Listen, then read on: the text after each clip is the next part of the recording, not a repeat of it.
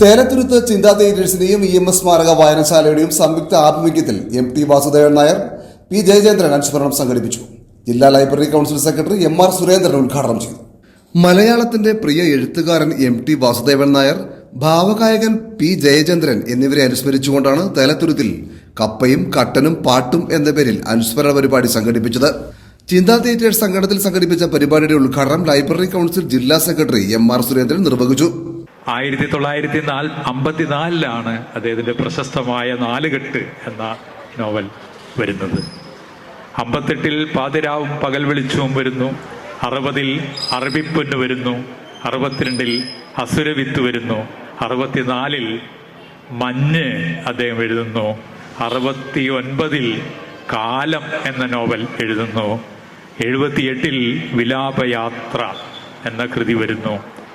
1984 രണ്ടാമൂഴം എന്ന നോവൽ അദ്ദേഹം മലയാള ഭാഷയ്ക്ക് സംഭാവന ചെയ്തു. വായനശാല പ്രസിഡന്റ് PO സുരേന്ദ്രൻ അധ്യക്ഷത വഹിച്ചു. Parakkadavu block panchayat president TV Pratheesh അനുസ്മരണ പ്രഭാഷണം നടത്തി. ചിന്താ തിയേറ്റേഴ്സ് പ്രസിഡന്റ് NA മണി സ്വാഗതം പറഞ്ഞു. ജില്ലാ ലൈബ്രറി കൗൺസിൽ അംഗം PR സത്യൻ, വായനശാല സെക്രട്ടറി PB രതീഷ് തുടങ്ങിയവർ സംസാരിച്ചു. പറവൂർ താലൂക്ക് ലൈബ്രറി കൗൺസിൽ സംഘടിപ്പിച്ച മുതിർന്നവരുടെ വായനാ മത്സരത്തിൽ 1ാം സ്ഥാനം നേടിയ നീതു വത്സനയും, താലൂക്ക് തല വായനാ മത്സരം UP വിഭാഗത്തിൽ 3ാം സ്ഥാനം നേടിയ S ശ്രീഹരി എന്നിവരെയും ചടങ്ങിൽ ആദരിച്ചു. MT പ്രത്യേകമായി നമുക്ക് ഓർക്കേണ്ടതില്ല. MT നമ്മുടെ ഹൃദയത്തിൽ ചിരപ്രതിഷ്ഠ നേടിയിട്ടുണ്ട്.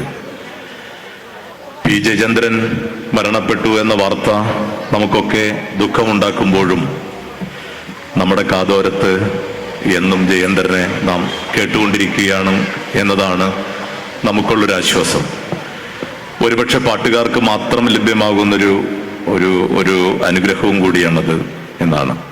അവരെന്നും നമ്മളോട് ഇങ്ങനെ നമുക്ക് വേണ്ടി പാടിക്കൊണ്ടിരിക്കുന്നു എന്നതാണ്.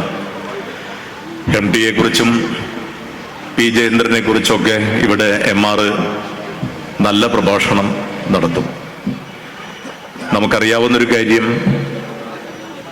നമ്മളെ രൂപപ്പെടുത്തിയതിലൊക്കെ ഇവരൊക്കെ വലിയ പങ്ക് വഹിച്ചിട്ടുണ്ട് എന്നതാണ്. MT പറഞ്ഞ ഏറ്റവും പ്രധാനപ്പെട്ടൊരു കാര്യം, അത് മഹാഗർത്തങ്ങൾ ഒളിപ്പിച്ചു വച്ച മഹാസമുദ്രങ്ങളെക്കാൾ എനിക്കിഷ്ടം എനിക്കറിയാവുന്ന നിളയെയാണ് എന്നാണ്.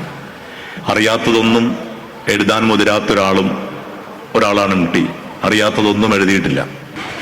ജയേന്ദ്രനെ കുറിച്ച് ഒറ്റവാക്കി പറയാം. ജയേന്ദ്രൻ പാടിയതൊക്കെ ഹിറ്റാണ്. അങ്ങനെ ഒരു ഗായകനില്ല കേട്ടോ.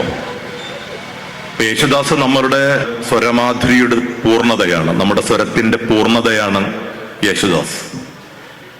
അപ്പൊ ആ യേശുദാസ് ഉള്ളപ്പോഴാണ്, അങ്ങനെ യേശുദാസിന് മാത്രമായി ഒരു സിംഹാസനം മാറ്റിവെക്കാൻ കഴിയാതെ മലയാളി ആ സിംഹാസനത്തിൽ ഒരിടം ജയേന്ദ്രന് കൊടുത്തിട്ടുണ്ട് എന്നാണ്.